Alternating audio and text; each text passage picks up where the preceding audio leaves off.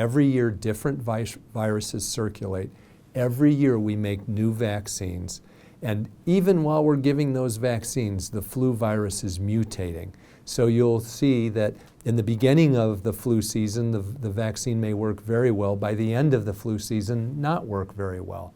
And that's because the viruses are mutating. The idea behind the universal flu vaccine is to find a part of the flu virus called the stalk that does not mutate. So what they do, in fact, the company that kind of has the lead on this right now, has taken different pieces of influenza virus, put it in a globular head around a stalk that doesn't change, and altogether those represent about 40,000 flu viruses. So the idea would be give this vaccine once and you're protected. Now, protected for how long?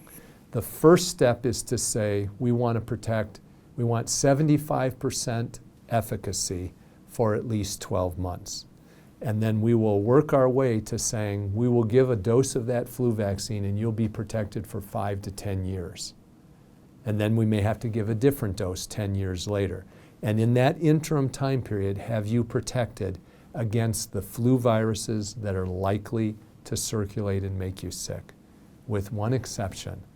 In the first iteration of this, the flu vaccine will be built around the virus that really causes the most number of severe illnesses, deaths, hospitalization, and that's influenza A virus. So it won't cover the B virus probably in the first phase. Oh, it's going to happen. This is not a what if, it's a when. When are we going to actually have this? And that's probably, a handful of years off. They're just now in clinical trials. But this will be a game changer. I mean, when you consider last year, almost 1 million Americans were hospitalized and 90,000 Americans died as a result of it. And while it's across all ages, it's predominantly in the older age group, to some degree in the younger kids. Why is that important? The whole world is aging. By 2050, half the world or more will be 65 and older. So we really do need to be developing these vaccines for older people. When most of us were born, vaccines were developed for kids.